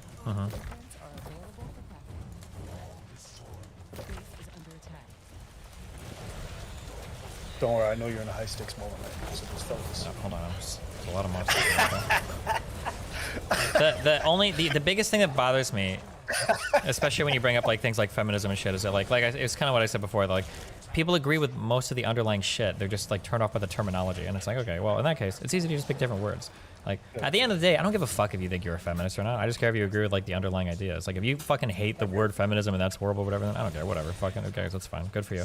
But like, as long as I can get you to agree with like most of the underlying principles, and we're fine. Yeah. I think it's maybe a virtue of getting older. I just slowed everything down in my life. And so that even means like the way I approach these conversations. I used to get heated a lot in YouTube videos. I used to get angry. I think it colored the way a lot of people took in what I was saying, because they were like, man, this man's just angry. And to some degree, I was upset about some of the stuff that I was talking about. But I realized it wasn't a good vehicle in order to communicate with people. And it also didn't give me a chance to also see my blind spots, because some of my responses were more emotionally driven. Yeah, than for I would sure. have cared to admit. So slowing things down, listening, and then be like, you know what? I was being a bit dogmatic about this when I came with this guy. I think there's a growth that happens with time and getting older, and I realized it a lot more when I talk to younger folks, and I see they're more emotionally prone responses to things, and I'm like, oh, okay. I can't be mad at you because I was there a few years back, so I understand. Yeah. Yeah. I think it's harder too. It's not even necessarily the delivery of your own message or the understanding of your own message. Sometimes too, it's just like understanding like the opposition as well. So like one thing I've tried to get a lot better at too, which is like, instead of thinking that like, okay, well, this person's a dumb fuck, this person is an idiot, this person doesn't just understand the material, like whatever, or this person's evil. It's more just like, okay, well, people think these dumb things there's probably good reasons, right? It's pretty rare that you have a truly irrational human being that believes something for absolutely no reason. There was probably some experience, or there was probably something thing that happened, and it's probably worth it to try to understand that. Because otherwise, you have this really fucked worldview where you just have like these evil human beings walking around that are, for some reason, just like the most hateful motherfuckers around, and that's probably not a good way to view people in general. Yeah, but you know the problem that requires like nuance and patience and empathy, and like I ain't got time. I'd rather just say you're a racist piece of shit. Sure. And just move on with it. Move on with your day, yeah. True. It's a lot easier to do that. I struggle Det var bare det var helt sometimes sindssygt. because you know my first job is stand up, right? So I go up on stage all the time, go to open mics constantly, and as a comedian, you're just going for laughs sometimes, and so you know if in the process of doing commentary, sometimes we're being funny, but you know, the person on the other end is receiving the criticism and the laughs. You don't always give them the benefit of the doubt, or you don't give them that nuance via in the moment, spur of the moment joke. And humor, while fantastic and you know great way to diffuse a lot of tension and barriers, can also be very hurtful to the people that you're making fun of. So I'm always trying to find a good balance with the jokes that I'm creating at other people's expenses, but it's very difficult. Yeah. I mean, some of this shit's funny. You know, some of it's funny. It's just I can't help it. Yeah, for sure. I definitely agree. That's something that I have to struggle with a lot too, is that like a lot of when you watch a lot of my stuff online, I come off as like a huge like asshole, a piece of shit. Like I'm always like roasting people and it's like hardcore or whatever. But I remind my audience a lot because sometimes I've gotten examples of like fans of mine in league games and shit where people were like emulating my behavior, but they're just being really mean. And I try to tell people like, yeah, like I give people shit or whatever, but I'm never actually hitting on something that I know is like super upsetting to a person. And you know, and for almost every single person I've ever brought on my stream, you can ask anybody that brought on my stream, like I've always sent them like a message like, hey, if there's something that you know you don't like to joke about, or if there's something that's like over the line, you can always let me know or whatever, and I'll back off the topic. You know, like it's not fun for me if it's not fun for me if I think you're actually upset and I'm just sitting here like being a huge piece of shit. Like it's only fun when I feel like there's like a back and forth. You know. Yeah. Have you ever told Joe Good bear. regretted? I don't really like to think in terms of like regrets for life. I mean, there's obviously, instead of saying there are things I regret, what I would say is there are some things that I wish I didn't have to learn through experience. But I've learned a lot of things through experience, and you know, I wouldn't trade those lessons for anything. There's just, dude, I've said a lot of crazy shit. I've said a lot of dumb shit. I've been an asshole. I've been a genuinely like bad, evil, mean person to a lot of people. There's like so many mistakes, I would say, quote unquote mistakes I've made. But I think that it shaped and shaded my perspective on things a lot, and I wouldn't trade those perspectives for anything in the world. And I think a lot of the stuff I've learned is like it's just because I've been there and I know it. And like, You've been at this how many years streaming? like 11 or 12. Damn. Okay. So like, in a way, you've kind of like melted into Wind it. blast. In a way, Earth it's sign. kind of your history's on here. You kind of raised by it, but then also kind of influenced a lot of people. Vic. Yeah, there's like a back and forth reciprocation of sorts. Yeah. I'm always impressed by people who are able to do this at a young age and maintain it. It's kind of like child stars who go into the music business young and manage to actually keep a career. It's very rare. I think it's such a, especially for a young adult, such a terrifying thing to grow and learn and to talk in front of people all the time, especially for streamers who aren't edited. It's like you're bound to fuck up. And one thing I started having a lot of sympathy for is some of the younger folks who are on this platform who have mishaps, who say things that are absolutely ignorant. And it's like, bruh, try streaming 5-6 hours a day and not say something absolutely crazy when you are being semi-authentic in front of people, or maybe unfiltered in a sense, you know? It's very difficult to not step on a landmine when everyone's watching and anyone can clip you and be like, what a fucking piece of shit during their 8-hour stream. Or like, I feel so bad for people whose lives are getting destroyed, and it's not just streaming, but anywhere, because of some shit that they tweeted or said like 9 years ago, when they were like, you'll be getting these people that are like 25, and it'll be some shit they said when they were 16, and it's like, oh my god, that level of I feel like this is a staple complaint with every fucking boomer now, but like or every person my age, is that like that permanence online is just, we're never going back, and it's so bad, it's so shitty. Yeah. Yeah, well, I think that's the main reason why I deleted most of those socials, so I can't post any of that stuff online. But I mean, I still have a YouTube, so I'm sure I'm going to fuck up somewhere. But Yeah. I mean, it's inevitable if you share your opinions online. Like, oh man, I was so cringy. I saw some old Facebook posts and memories, and I'm like, wow, what an idiot! Like, you really wrote this to a girl? You remember when you used to write on people's Facebook walls? Yeah, dude, way back in the day, and all the That's how cringy. people used to flirt. Yeah. Oh my god, the things that I was writing to girls, I was just like, man, if anybody knew, they'd be like, you big ass simp. And Yeah. I'm like, you know what? I was simping. I'm not even going to front That's you. what you did. That was what it was for. What do you want Facebook if not to simp? And then all those stupid little apps that you would use to like secret flirt. Did you ever? I remember there was an app that got really popular in my school called Honesty Box, and it let Oh, you. it was an app? Well, I say app, but it's like these little extensions, the first add-ons for fucking Facebook, so you could like anonymously write flirty messages to people and shit. It was just like there were so many dumb things like that existed back in those days. Yeah. No, I never did that. I did a lot of websites. I did Plenty of Fish. I did the High Five Fuck stuff. I never off. did extensions. Oh, you went full nerd, eh? A little bit. Oh man, you remember MSN Messenger when you used to like When change your people's name with your names were name? like whole sentences long. Oh man, MSN Messenger was so weird. Yeah. Because like you used to log on and that's how you found out someone was in a relationship because they changed their name to be like Ryan loves Dennis and we're always gonna be together. And there's like a bunch of flowers and different emojis. Oh man, Messenger was disgusting. And you used to see when your crush would come online and you'd wait for them to message you, and if they didn't, they just went offline. They'd just be The devastated. worst feeling in the world. Yeah. Oh yeah, I was super dusty back in the day, so rejections were plentiful, and they came on every medium. And as new technology was coming on, I just found new Unrelated, ways be sure to take check L's. out Dan the Man's great new product, redact.dev. Wait, say that last thing again. Sorry, somebody donated something. No, I said as new technologies came along, I found new ways to take L's. Oh. So I just it was a good time. But I say that all to say, whenever I'm following like these dramas that get reported on, everyone's like, I said this thing that was absolutely unacceptable. I always find the age of the folks involved in Twitch streaming or even doing YouTube, it doesn't get taken into consideration enough during the discussions. Yeah. Yeah, absolutely. Yeah, and there's, I think, also a cost to that. There's a cost to being constantly observed as you're growing into your person, because people already feel enough need to please people or maybe to conform as just regular folks because they see how everyone else is living online through social media and whatnot. But as a streamer, I imagine that since you're being watched by people constantly and they expect a certain level of entertainment or ideas from you, especially when you're in the developmental phase, I imagine that's got to completely morph you in a way.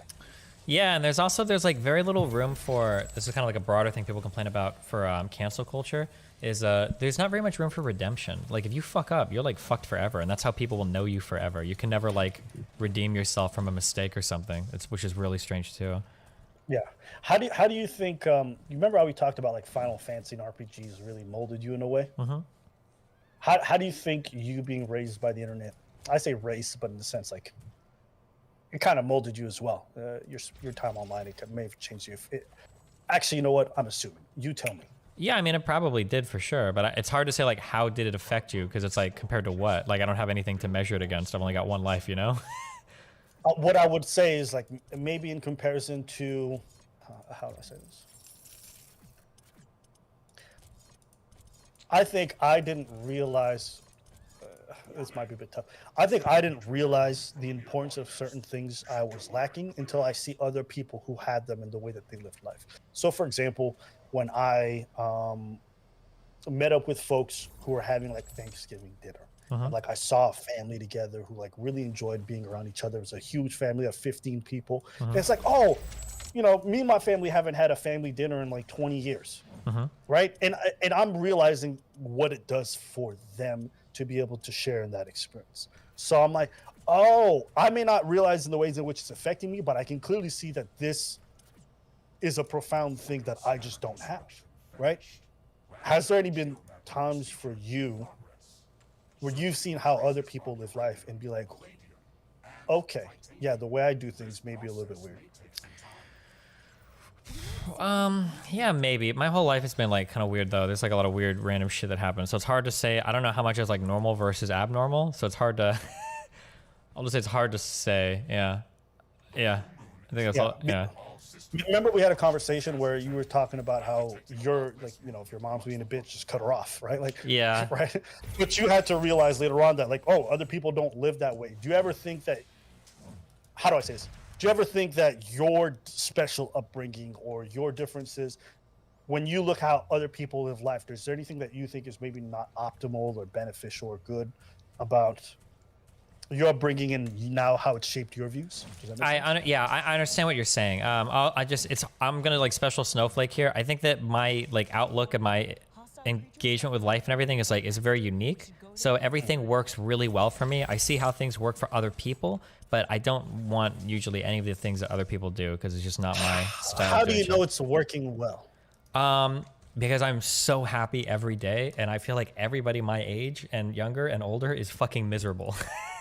Whoa! Stop! You're happy every day? Yeah, I know you didn't mean that literally, but like you're happy. Like my baseline is very, very high. Like I wake up and I'm excited to stream. I'm excited to see people. I love working. I love getting on Reddit. I love like talking to people. I like hanging out with my community. I like what I do every day. Like I like seeing my fiance. I like hanging out with girls. I like everything I do is like I'm super, super, super high. Like I'm going to the gym now. I like doing that. I like eating. Like my baseline is very, very high on everything. So when people, okay, I'm just letting you know right now. I'm gonna clip this, and you're not allowed to like in the next few months delete yourself. You understand that, right? Because it's gonna fuck up my brain so badly. delete my like kill myself, or what do you mean? Yeah. Oh no, I'm the least suicidal person. Yeah. Okay. Don't surprise us because you be saying all this stuff. Everyone's gonna go back to this clip and be like, "Where did that come from?" Okay, Sure. that's crazy. I wouldn't have expected that. I thought you were more in like a neutral phase. Like, so you No, are. I'm super really high pleased baseline, with your life. Yeah, for sure. This is why, Oh. yeah, so this is so, like my experience is really disconnected from a lot of people's because a lot of people are like, you know, what SSR are you taking? Like, oh, Prozac, albuterol, like, oh, cool, like, Wellbutrin, like everybody is like on like different shit. Everybody's like mentally fucked and miserable, and like everything is like, yeah. So I would say like my baseline is very high, so I'm pretty happy with where I'm at. Yeah. That's awesome, man. Good for you. I'm really happy to hear that. Yeah. That's great. You don't hear that from people too often. Yeah, I don't. Yeah, like never. It's really hard to find other like happy people. So yeah. Do you get like you get excited to like do this shit? Yeah, it's super fun. I like it every day. Yeah, so I don't have to worry about like being bored streaming or anything like that. Like always, like super exciting for me. Yeah. Okay, because you told me like you play these autism games where it just kind of like it's mind numbing. Yeah. So I didn't assume you were happy playing these. No, games. I love these I thought games, it was dude. just like I thought this is put you in neutral. You know what I'm saying? No, I enjoy it. Oh, okay, man. Good for you. You never hear this. Yeah, it doesn't seem like it. Not usually. Yeah. No. You know, people are like, I'm okay. You know. Yeah, I would probably say I'm generally in a pretty neutral state. Happiness is more so reserved for like, you know, moments like when I'm hanging out with friends and we're having a really good conversation, or I get to watch one of my friends do something really cool. That I'm like, all right, this is a happy moment for me. But generally, life is peaceful, which is all I really ask for. You know, I think the absence of like really negative stimuli is like all I really need to be cool. Like I'm a type of dude who's just like, sure, okay, cool, you know, Okay, and yeah. that's good enough for me. I'm always very sus of people who are like, I'm super happy. I'm like, nigga, you lying. Oh, So, sure. but I want to believe. So Okay, I think thanks. great. I want to, because I don't want to be closed off to the idea that just because I think that it must be true for everyone. You know? But I won't lie to you. Whenever like generally people will be like, I'm super happy. I'm looking at them like, oh, bitch, you definitely lying. You sus. Sure, gotcha. I wish I knew what you meant because like I feel like nowadays like the hip cool thing is that everybody's always like, oh yeah, like I'm depressed, I've got OCD, I've got anxiety, blah blah blah, and like everybody like brags about it and memes about it, and it's like the thing to be like is like that like hip like mental illness phase, and I like it feels like half the people are truly like mentally fucked, and the other half just kind of like wear it as like a meme because they have like no other type of personality or identity, so it's like it becomes their identity, and like yeah, I don't know, so It gets you a lot of sympathy. It gets you sympathy, and I think it takes. It's like it's a weird currency that you can kind of exchange out there, where people take an interest in your existence, in a sympathetic way, and they see you positively. So I could see people using that. I maybe it's because I'm around artists all the time, but they go either like really like neutral depression or extremely like, life is fantastic, life is great. So I hear a lot of people tell me how great their things are, and I don't know. For me, it's always a giant red flag because I'm like, I don't know, something about this. But I think I probably have a selection bias. Sure. Because No, I I've can heard understand what you people mean. tell me things are fantastic, and like in the back of my head, I found out that things are terrible. You know, like they're getting beaten all the time or shit like that. And I'm like, whoa. So Jesus. Okay. Yeah. yeah, I actually covered a video recently. I think you ended up covering it too. Someone said that too. Remember that the Fresh and Fit guys were talking about Skippy and their like depression and stuff like that. I watched like their little podcast thing together. Yeah. Yeah, the little clip there, the 50-second one. Did you watch the whole thing? Did I watch the whole thing? I watched them do like a podcast. I don't think I watched them like react to him, but he went on to like one of their podcasts, and I think that's what I watched. Okay, so yeah, did you watch that 2-hour podcast? Yes, that's what I watched. Yeah. Whoa, you watched? Okay, hold on. I didn't watch the whole thing. Somebody just sent me the clips. I reacted to that. Okay. But there was a portion where they talked about Skippy having depression. Oh my God. I don't know if you had any insight on that. But they kind of basically said, you have no reason to be depressed. You live in the best. You have running water, etc. Oh God, it's such a stupid thing to say because nobody thinks about their life like that. You never compare yourself to other people. Nobody in the history of mankind has ever been like, fuck, dude, like my girlfriend just dumped me. I got rejected for my fucking master's program. Like I can't find a job. And then it's like, oh, but at least I'm not like a starving kid in Africa. I'm so much happier now. Like that's never in the history of all of mankind made anybody feel better about themselves. In fact, it usually makes you feel worse because you're like, fuck, why am I even so upset? Like, yeah, I don't know. I hate that mentality for people. Yeah, don't they call that? I think they call that like comparative suffering, and it's not efficient. It's stupid. Yeah, because it. Yeah, because and someone said the opposite. I don't know if that makes sense, but it's one of those Instagram quotes that sounds kind of cool. You like that?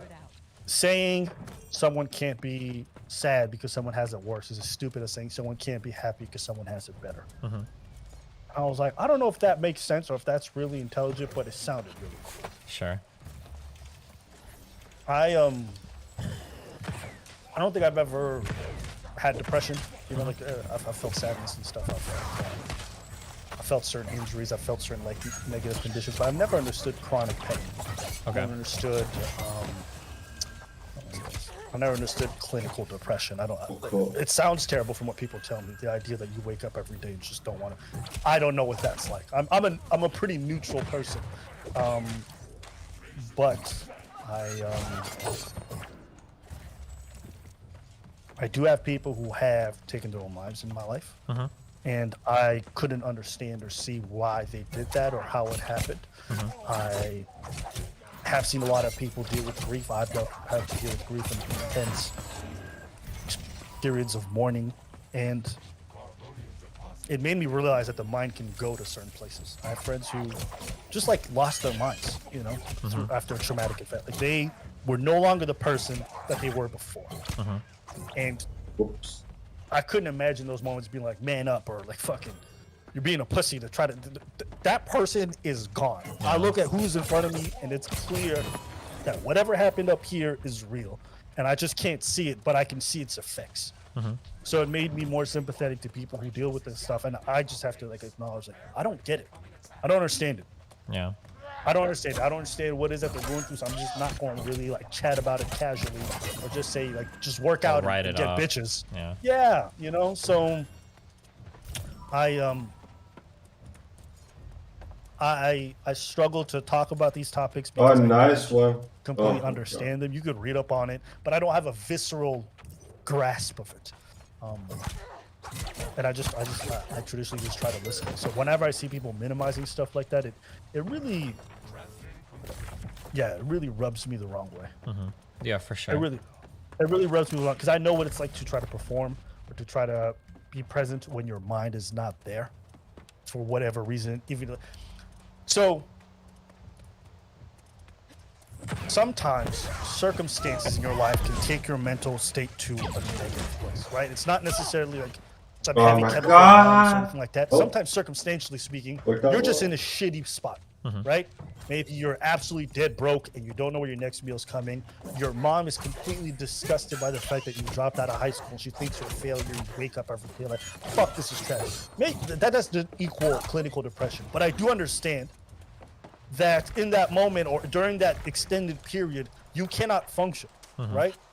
So if you're telling me some people go through that every day and it just never stops, then I'm like, bitch, you need to take a step back and let these people figure this shit out, because pressuring them or shaming them. I know for me personally, when I was in a really, really low point in my life and that lasted almost 2 years, telling me to just man up wouldn't have helped me through that. Yeah. Understanding perseverance is important is great, but yeah, I don't know. For me, it just doesn't help. So I'm trying to find better ways to enter these conversations, but sometimes the way I hear the old school view on it, it really irks me. The problem is that, like, if you have that mentality of like, I need to get better and I need to improve myself, you're already like, that's like 90% of the fight with most of these things anyway. So if you have a person that's willing to listen to those types of messages, they're probably on their way to recovery or have gotten past it anyway, because that's like the majority of the battle. The really bad part is being stuck in this area where you don't even really want to get better. You don't feel like you want to, because it's like, yeah, fuck, you know, which is really shit. Yeah. Is that something you've dealt with? Yeah, actually. I have to go pretty soon, so we can talk about this later, because I know you mentioned wanting to talk about this. When I was 30, I did a really stupidly big mushroom trip. And it took me like a year or a year and a half to fully recover from it. But during that year, there were a couple of very strange bouts in my life where I think I had what would be characterized as something called anhedonia, like a lack of desire, and then like some general anxiety stuff, like feelings that I didn't even know a human could have that I had, but it was for very small spurts of time, thank God. So it was like enough to understand it and experience it, but not so much that I was like fucked. But because it wasn't a long-term thing. But man, that shit sucked 100%. And yeah, but that's probably for a longer. It's probably for a longer conversation, because I know you mentioned having like drug experiences and stuff too. Oh yeah. Mushrooms is a big thing. That's interesting. I've mostly had positive experiences with it, but yeah, we can definitely chop it up. You got to head out? Yeah, probably in like 5 or 10 minutes. Yeah. Okay, cool. Yeah. I'll probably head out. I'm gonna go make some food right now. But you listen, man, it's always a pleasure talking. Hit me up anytime you want to chit chat off or on. And to everybody who's listening at home, I now see Twitch viewers a lot better than I did before. So. All right. Well, yeah. Fun. Be careful. Okay. All right, man. Peace. All right. See you later, bro.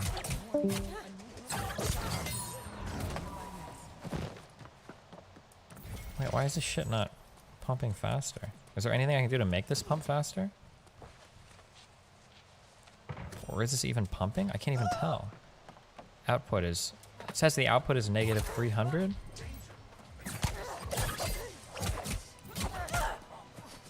Oh wait, it says it's empty. That's what's going on.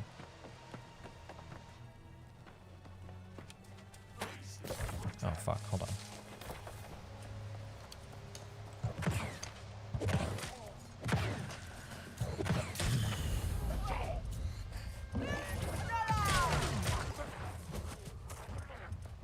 Wait, did I not make that rocket launcher? I guess not.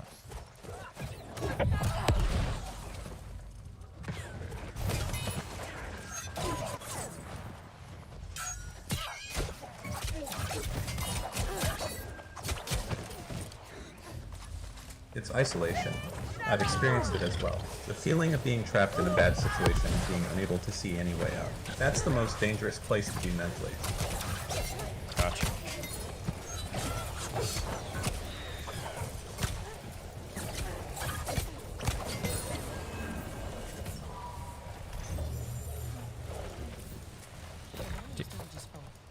Do you think... Do my grenade shit do friendly damage? Fire damage? Fuck, I'm not even speaking. Hold on.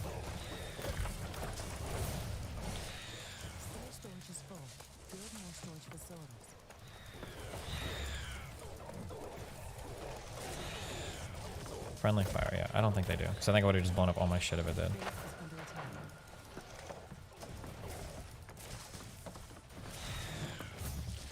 Jesus.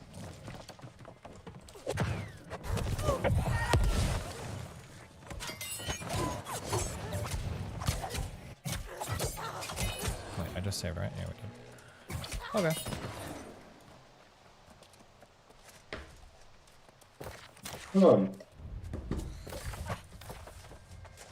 Is this factory, but the creeps actually matter? I don't know. Seems fun. Just like a background, going to play while we chat with people, so it works.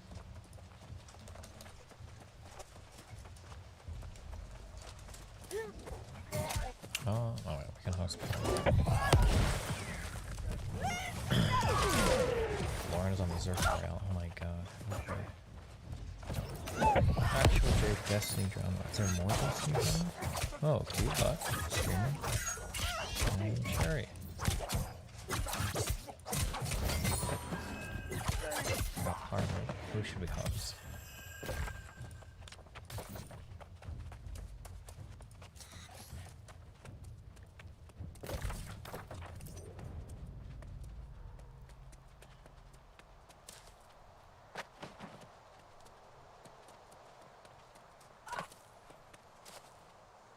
Host a 100 viewer Andy. All right, we're gonna go to just chatting. We're gonna host the first person we see, or that's at 100 viewers or less.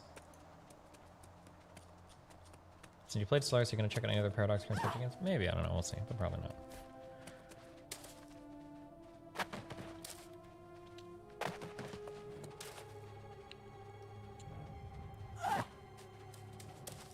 Okay, chili and cream pie with Emily. Talk to Timbo. And we'd be like, yeah. And then on stream, we tell each other, yeah, let's cook sometime. It's just never happened. Hey, here we are. We're here. Okay, cooking people. Good luck, guys. Riverino, cappuccino, pappuccino, hoppuccino, moppuccino, cappuccino, cappuccino, cappuccino, alpuccino, my deuterinos. I'm gonna be early for D&D tomorrow, and then I don't know what my stream schedule will be tomorrow. I might stream at night. We'll see. Rip on doters. Well, there's gonna be bacon in the That's Jake's brother. Nice. chili already. I do have cheese.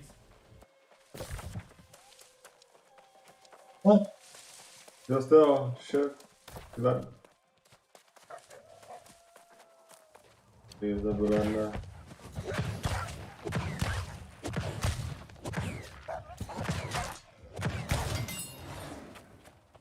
Anybody get the time for that?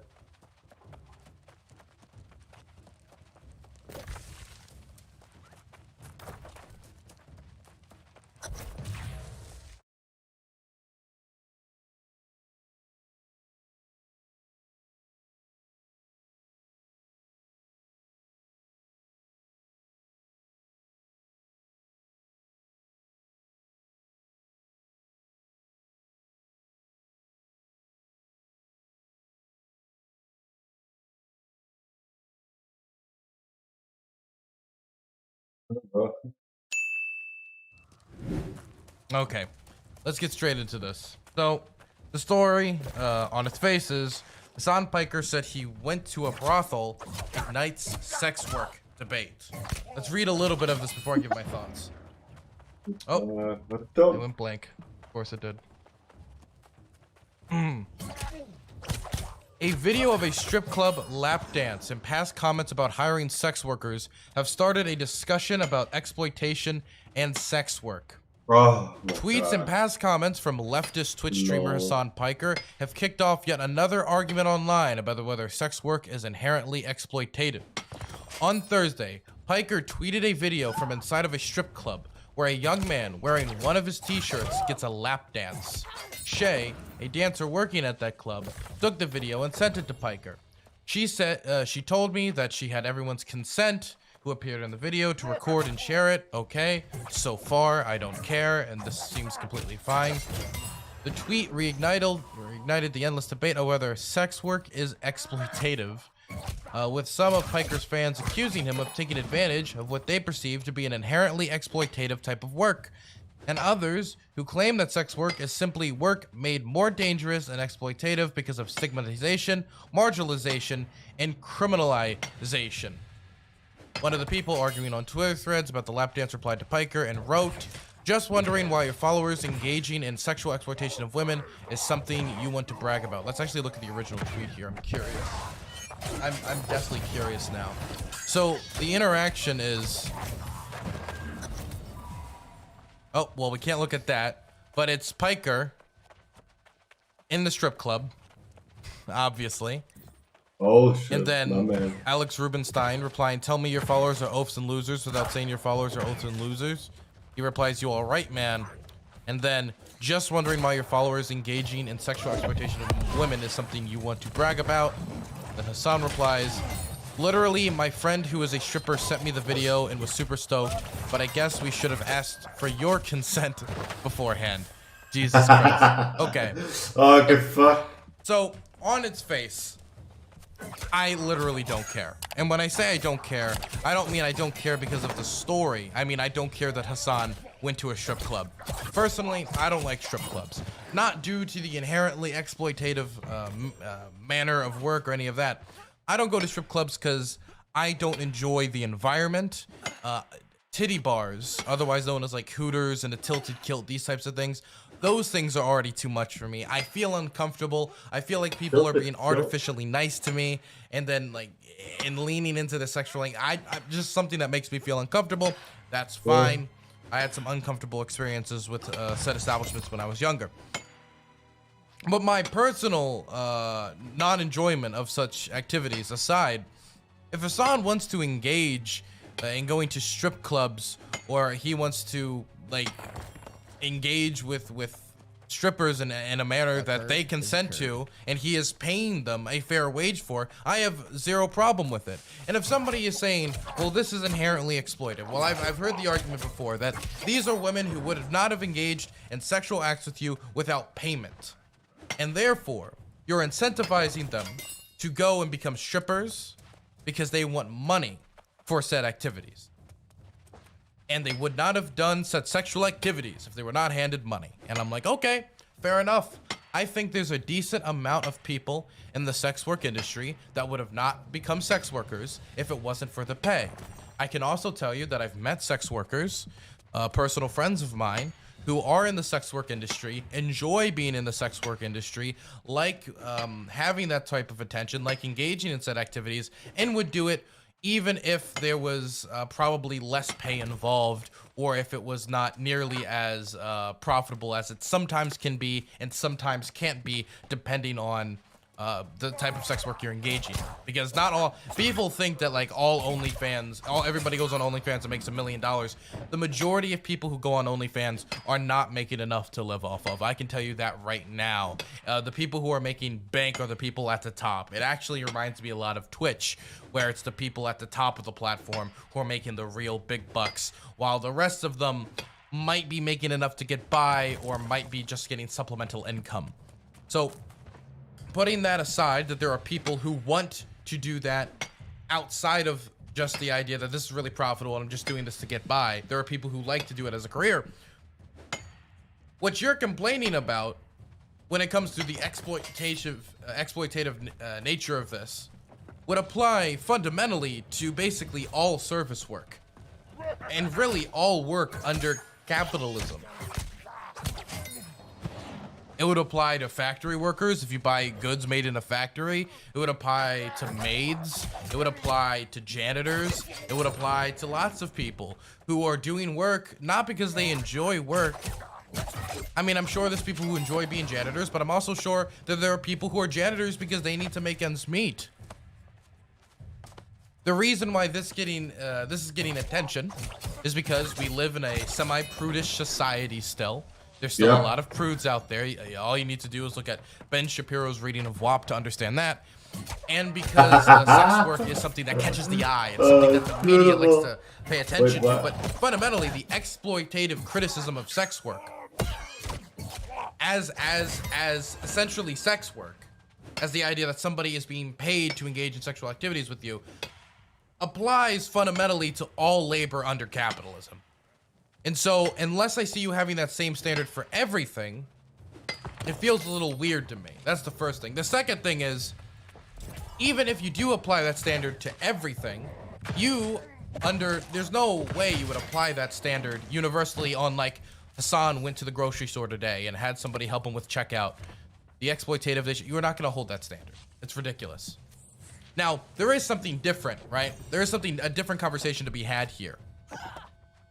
And that's about the sex work industry and exploitation within it. Like, terrible, terrible, terrible exploitation. And this is where I think the core of the conversation should be, is that there's a terrible history with the sex work industry and pimps, sex workers being murdered and hurt terribly on the jobs, of terrible overhead being taken by people who are, I don't know what to say other than, like, managers of sex workers, and them being exploited, and traditional like anti-labor practices when it comes to screwing them out of having unions, for example. Sex workers unions have been targeted, and unionizing practices in the sex work industry has been difficult to do because of how stigmatized sex work is. That is a conversation we can have, talking about giving power to sex workers to directly make income from their work, trying to get rid of pimps, trying to get rid of these exploitative practices.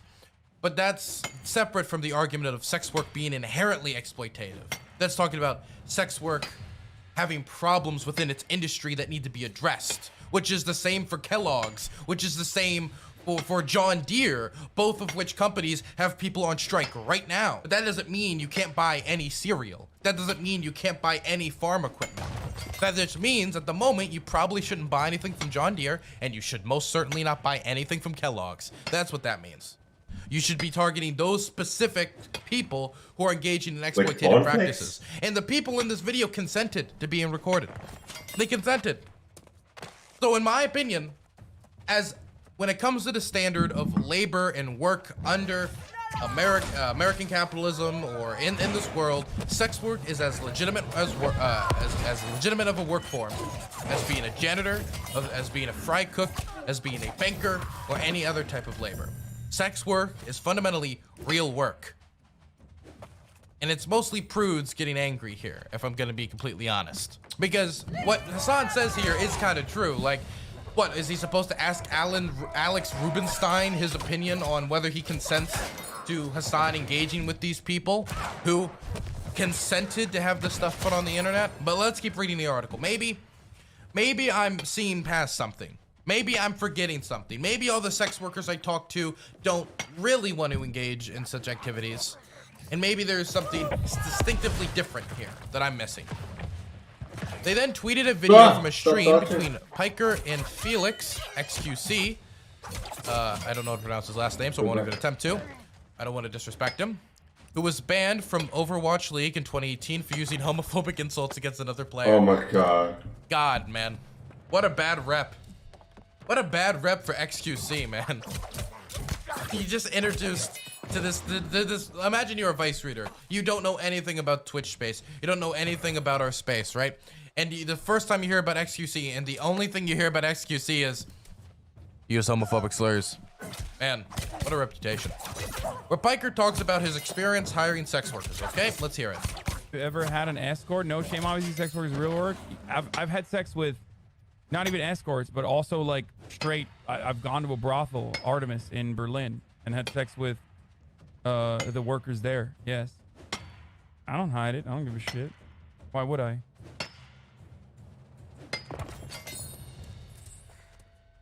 Why'd they even include XQC in this article? It's just a still image of something that Hassan is watching. Why did they even include XQC in the article? He's just there. He's just a still image of his stream that Hassan is reacting. Dude, okay, I get it. The algorithm. Okay, I respect the grind.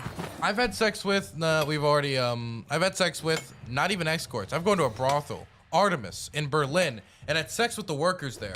He said, Piker has been outspoken on streams and Twitter before about sex workers' rights. I'm in a space dominated by gamers, where some of the more vocal minorities have reactionary points of view against sex work and sex workers, sometimes women in general, and it comes up more often than you think. I remember when I was still with SEIU 1199, which is a local healthcare workers union. They were getting more and more like active in the political scene, and we were talking. Me and the person I was kind of like working under, we're talking to a candidate for office in DC. I won't say who it is. Right? A candidate for office in DC. And I'm there to learn. That's why I'm there. And I'm listening to everything going down and all the questions being asked on whether the workers of said union is going to have their support behind said candidate. And eventually, the meeting's about over, and they say, Dylan, do you have any questions? And I was like, oh, great. And I just say, because I was researching sex work at the time, do you support sex workers? And I kind of just see the candidate kind of like reel back a little bit, not expecting the question. And he said, yeah, they're cool. I don't like, and he kind of gives a milquetoast answer, not dedicating himself to anything, but he didn't give an immediate rejection, which was fine by me. I doubt he was going to make himself the martyr for the sex worker cause, though, by putting it on his on his policy profile on his campaign website. But it is still like terribly stigmatized. All of this set off a debate online about whether sex work, stripping, and brothels are inherently exploitative. In 2016, Berlin authorities raided Artemis in a human trafficking investigation. Piker said that the clip is from a few months ago, but his visit to Artemis was from around 2010. Some of the people on Twitter use this as a point to argue that all brothel keeping and all sex work is exploitative, a line that sex worker exclusionary radical feminists use to make condition less safe for marginalized workers. Man, why is it every single time? Now, I hate to be this person. Why is it every time I hear radical feminists, right? You think it's gonna be something badass, like they're like super into women's rights, but it's always like, nah, we don't like trans people, or nah, screw sex workers. Or it feels like every time I hear the word radical feminist after anything, it ends up like attacking a certain group of women. It's like, is there a certain point in feminism where you get so radical, you just get so radical, you gotta start purity testing all the other women? Like, I don't know, man. You get so radical, you get It used to make conditions less safe for marginalized workers, pressuring platforms, payment processors, and lawmakers into pushing them further into the margin. And let's be clear. When we talk about websites where people can filter through those they want to give services to, when we talk about services like OnlyFans, which keeps people off of street corners, when we talk about these services, what that gives is sex workers more tools at their direct disposal, and it allows them to remove, a lot of times, the pimp from the equation. And it actually makes it so they can conduct their businesses in a healthier manner. And prohibition, let's be clear, going after all this isn't gonna work, right? We can go after human trafficking. That's one thing. But to take the tools away from sex workers who are just trying to work in in a safe environment, just trying to keep themselves safe, just trying to provide their services so they can make ends meet, to target those services, to target those tools is absolutely god awful. It is absolutely terrible. I mean, let's be real, right? Prohibition on alcohol didn't work. The drug war has been a massive failure. Do we really think in the United States, or really on any planet, any nation on this planet, you can go from North Korea to America to Russia to any part of the globe, anywhere, that we're gonna really get rid of prostitution, sex work, any of these things? It is the world's oldest job, okay? We have had sex workers for a very, very, very long time to please man's most primal urges, and they're not going anywhere. So instead of trying to push it into the underground so we don't see what's happening, and we pretend it isn't happening, while people are put in dangerous conditions, and we can't have any regulations on how workers are supposed to be treated and keep people safe, let's accept that this is a reality, this is a real industry, and do what we can to protect workers. Just like it's important to put regulations on the alcohol industry so people don't get hurt when consuming alcohol products. And regulations on the alcohol industry to make sure the workers there don't get hurt. I don't know. Now, one thing that is interesting here is that in 2016, Berlin authorities raided Artemis in a human trafficking investigation, and he went there in around 2010. Now, that makes me think whether or not, like Piker was supporting a business that was engaged in human trafficking. Now, we don't know about the case, obviously, right? I guess we can go look into the case here. 900 police officers raid a brothel. Police said Thursday to raid an Artemis brothel late Wednesday was conducted by police officers as well as custom office employees and tax fraud investigators. Prosecutors said that sex workers at Artemis was forced to pretend they're self-employed so their bosses did not have to pay social security contributions. Police said that since the opening of the brothel in 2006, the 17.5 million euros, 19.7 million dollars in social security contributions had not been paid. So this seems, they said it was part of a human trafficking investigation. And it seems the majority of this article is talking about the tax fraud. Anyway, I doubt that Hassan knew of any of these goings on. It obviously was a business secret. So I don't know like at really what responsibility you can hold him into. If I went into a local store in my community and I bought like a mop off the shelf, and I later found out that they were running an underground illegal like cocaine smuggling ring, I don't know how much responsibility you can hold the person who bought the mop. Like, they didn't know. Not to mention the mob has been doing stuff like that all the time, where they take money and they flush it through companies and businesses in order to, you know, make it clean so they don't get in trouble. So I'm sure there's actually been a lot of people who have bought pizzas or spaghetti that ended up going into bullets for mobsters to go mow down their enemies. Fucking true. So the idea that he could at all be responsible of this, or really have any moral fault here for this, I think would be ridiculous. I mean, is there any way we could hold him at any moral fault? This is the part of the story that is the most concerning to me. But the more I think about it, the less I'm really concerned that we could really hold Hassan to any moral fault here. I mean, what did he... Like, he didn't... Like, he didn't know, and there was no way for him to know. I mean, he went there in 2010, and it took Berlin authorities 6 more years until they could raid the place. So it seems like the people covered their tracks pretty well if they were able to hoard up to $20 million in a lack of social security deposits. As one of the most popular and polarizing figures on Twitch, Piker regularly trends on Twitter for actions that may or may not be controversial if done by someone else. Yep. Piker was criticized for buying a big home, Hassan House, in West Hollywood, and after the Twitch hack, which revealed that he was among one of the most highly paid streamers on Twitch. Well, no, okay. To be clear, this right here was not revealed. Let's be clear. This wasn't like new information. We got specific dollar numbers, which was interesting. For the last 2 years, really, 2019 to 2021 of October, early October. We didn't just like find out now that he has a lot of money. He has a public sub count, just like I do in my top right-hand corner, right? Where it's always at like 50,000 or something. Well, mine sits at 850. And he's very public about the amount of money he's making from subs. What I think people are ignoring is not just the sub money, which is all that talked about. You gotta also think about, when it comes to Hassan, sub money, sponsorships, YouTube income, direct donations, so people can have text-to-speech if he does that. I know he most certainly has direct donations. I don't know if he takes Bitcoin or anything like that, but he most certainly has more streams of income. Most certainly. The general thrust of the criticism was that he was hypocritical for making a lot of money from capitalism while talking about how capitalism is bad. Articles about Artemy's raid relied on police reports, which said that the brothel constituted a brutal and illegal system that severely exploited dependent women. Just because the cops say they've conducted a human trafficking sting, however, doesn't necessarily mean there was any actual human trafficking happening. During raids, police have stolen from sex workers, brutally abused them, sexually assaulted them, and put them in handcuffs in the name of saving them. News reports about raids almost always rely on the word of the police spokesperson, but cops frequently lie to the media. Well, it seemed that they said it was a human trafficking investigation, but then the only thing that it was concrete in that article seemed to be basically what amounted to like tax fraud and an exploitative practice with women, which Hassan had no way of knowing. And even if it was human trafficking, it's like, what, does he walk in there and like they have human trafficking victim like tattooed on their forehead?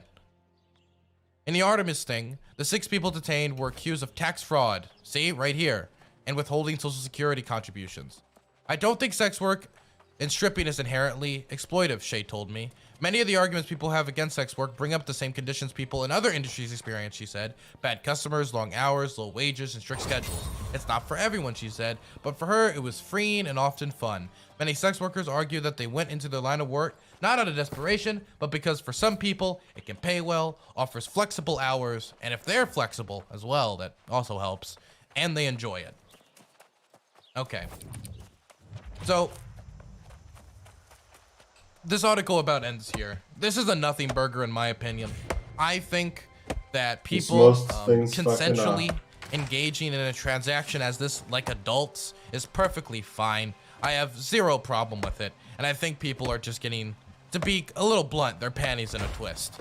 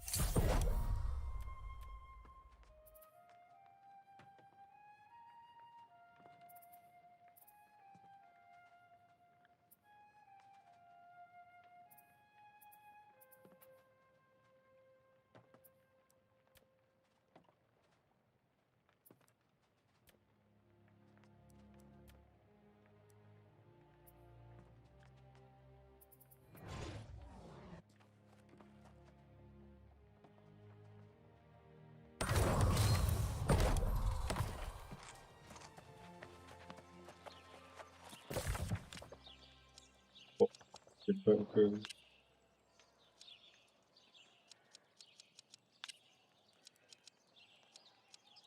Üfüye. Yapma. Cuhti ya bu arada.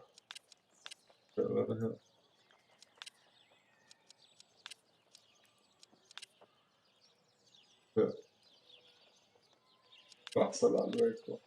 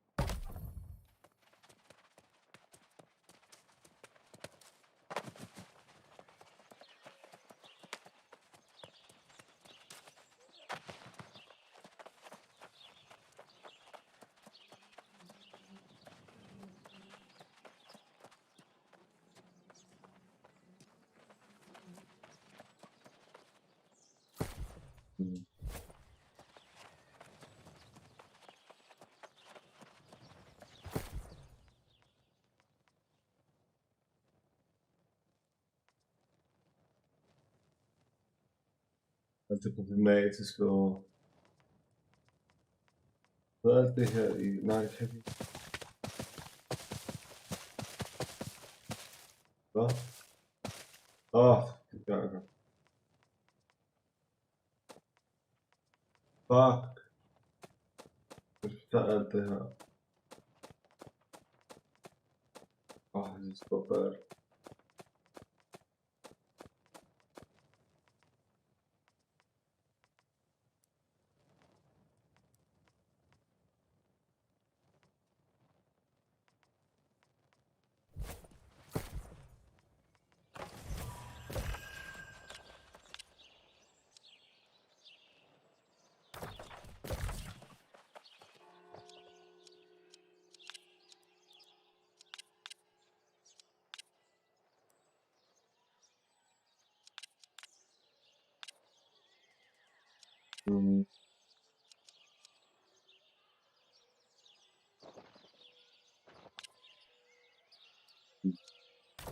Ja, ik heb het.